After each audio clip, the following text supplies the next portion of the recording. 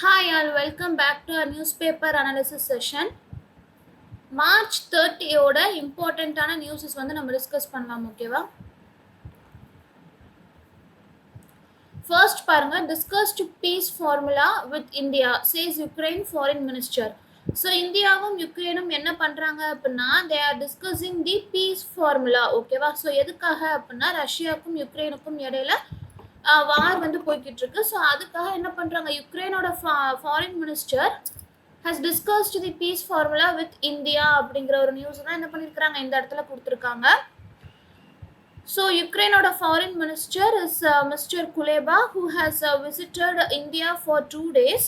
யாரோட விசிட் பண்ணுறாங்க அப்படின்னா with external affairs minister of India that is mister Jaishankar. So அவங்க என்ன பண்ணியிருக்கிறாங்க அப்படின்னா he has described the Russian campaign against the Ukraine ஓகேவா. ஸோ எந்த மாதிரியான ரிலேஷன்ஷிப் வந்து போய்கிட்டு இருக்கு and also they are arguing for energizing India Ukraine relations with new projects. இந்தியாவும் யுக்ரைனும் சேர்ந்து என்ன பண்ண போகிறாங்க, they are also going to conduct new projects as well and also he is describing the peace formula with India அப்படிங்கிறத நம்ம தெரிஞ்சுக்கலாம் ஓகேவா. ஸோ இதில் பாருங்க தி ஹிந்து வந்து என்ன பண்ணியிருக்கிறாங்க, honoured women achievers in various field. So ஒவ்வொரு ஃபீல்டுலையும் அச்சீவ் பண்ணப்பட்ட விமனுக்கு வந்து என்ன கொடுத்துருக்காங்க, தி ஹிந்து வந்து ஹானர்ட் அப்படின்னு சொல்லி கொடுத்துருக்காங்க ஓகேவா. So Hindu has honoured women achievers in various field.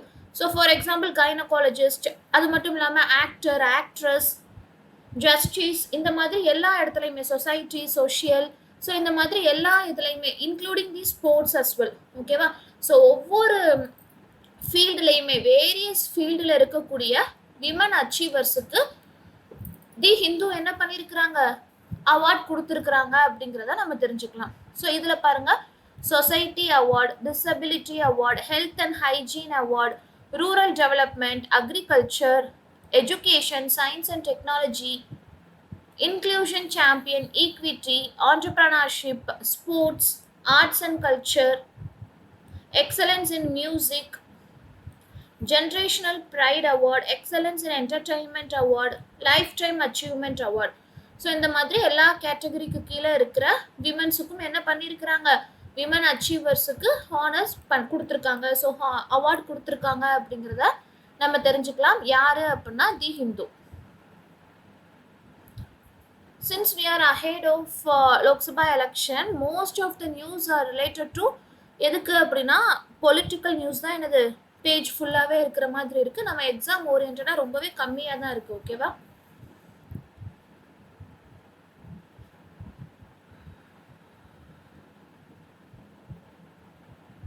சரி, ஃபுல் அண்ட் ஃபுல்லாக கேம்பெயின் பற்றின நியூஸாக தான் இருக்குது.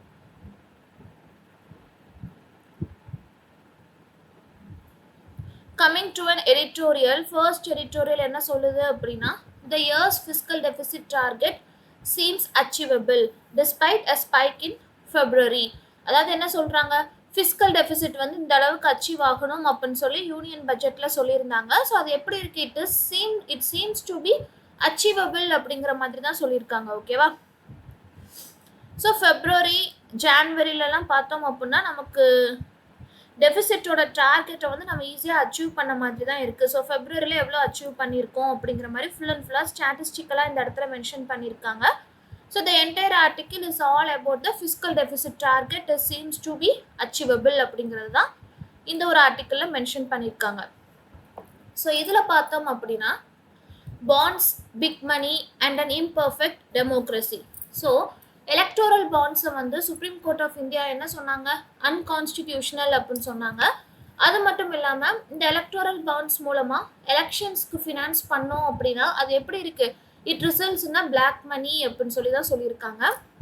ஸோ அதனால் இந்தியன் பாலிட்டிக்ஸ் வந்து எப்படி டிரான்ஸ்ஃபார்ம் ஆகுது அப்படின்னா நேஷனுக்கு கிரேட் பெனிஃபிட் கொடுக்கறத விட அந்த பர்டிகுலர் பார்ட்டிஸ் தான் என்ன ஆகுது, ரொம்பவே பெனிஃபிட் ஆகுது. ஸோ இது மூலமாக டெமோக்ரஸி சப்வர்ட் ஆகுது அப்படின்னு சொல்லி என்ன பண்ணியிருந்தாங்க, அன்கான்ஸ்டிடியூஷனல் அப்படின்னு சொல்லி டிக்ளேர் பண்ணியிருந்தாங்க.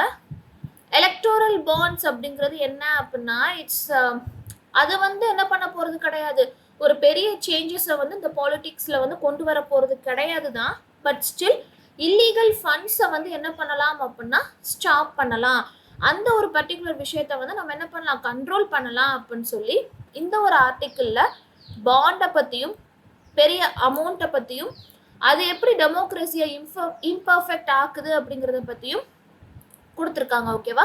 ஸோ மணி அண்ட் எலெக்ஷனுக்கு கீழே ஓட் அப்படிங்கிறது எப்படி இருக்குது அப்படின்னா, கேஸ்ட் பேஸ் பண்ணி இருக்கக்கூடாது, கம்யூனிட்டியை பேஸ் பண்ணி இருக்கக்கூடாது, ரீஜியனை பேஸ் பண்ணி இருக்கக்கூடாது. அதே மாதிரி கேண்டிடேட்டோட பெர்ஃபார்மன்ஸை பேஸ் பண்ணி மட்டும்தான் இருக்கணுமே ஒழிய அவங்களோட attributes like caste, community, region and money அதை பேஸ் பண்ணி இருக்கக்கூடாது. அது மட்டும் இல்லாமல் ஓட்டை வின் பண்ணணும் அப்படின்னா இப்போ இருக்கிற எலக்டோரேட்ஸ் வந்து என்ன செய்கிறாங்க, இந்த அட்ரிபியூட்ஸை தான் என்ன பண்ணுறாங்க, ஃபாலோ பண்ணுறாங்க.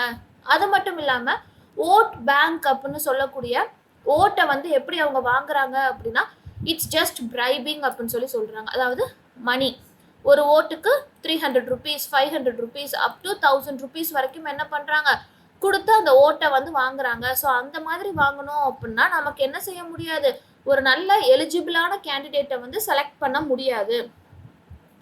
ஸோ அதனால கேம்பெயின் எல்லாம் எப்படி கண்டக்ட் பண்ணுறாங்க அப்படின்னா, பெய்டு ஒர்க்கர்ஸ், ஸோ அந்த கட்சி ஆட்களை தாண்டி காசு கொடுத்து என்ன பண்ணுறாங்க அப்படின்னா ஆட்களை வந்து கூட்டிகிட்டு வராங்க, அந்த க்ரௌடை வந்து சேர்க்குறாங்க. அதே மாதிரி மணி, டிரான்ஸ்போர்ட்டேஷன், ஃபுட் இதெல்லாமே ப்ரொவைட் பண்ணுறாங்க.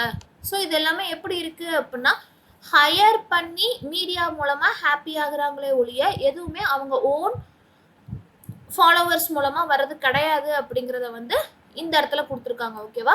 ஸோ ஒரு எலெக்ஷனில் கண்டக்ட் பண்ணணும், எலெக்ஷனில் வந்து நடக்கணும் அப்படின்னா அந்த பார்லிமெண்ட்ரி கான்ஸ்டிடியூன்சியில் வந்து நிற்கிறதுக்கு எக்ஸ்பெண்டிச்சர் லிமிட் வந்து எவ்வளோ அப்படின்னா up to 1 crore, that is 95 lakhs. ஓகேவா?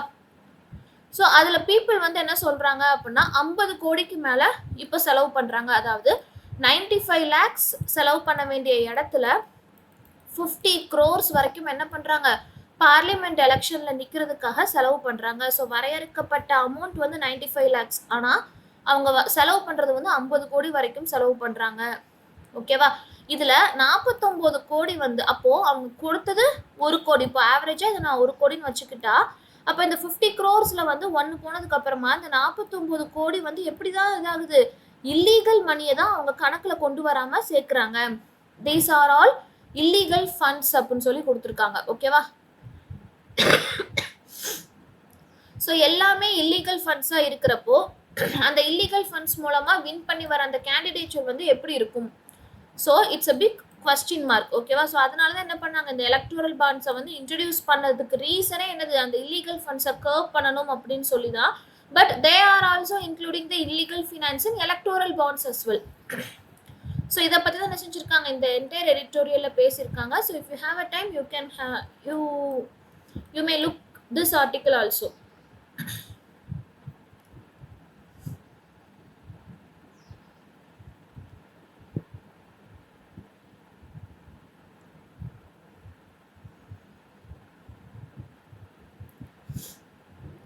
Indian Navy seizes hijacked Iranian vessel, rescues crew.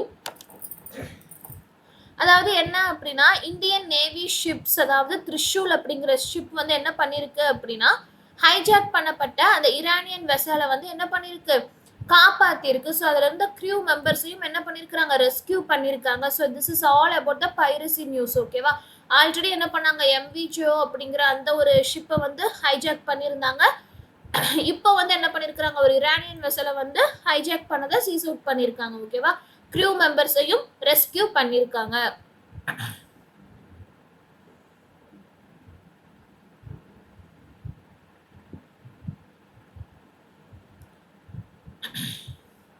So இன்னைக்கு நியூஸ் பேப்பரில் பார்த்தோம் அப்படின்னா எக்ஸாம் ஓரியன்டாக நியூஸ் வந்து ரொம்ப ரொம்ப கம்மியான நியூஸ் தான் இருக்குது. சும்மா ஹெட்லைன்ஸ் மட்டும் வாட் இஸ் வாட் அப்படின்னு சொல்லி நம்ம பார்த்துக்கலாம். ஓகேவா? Hope this session is useful and thank you for வாட்சிங்.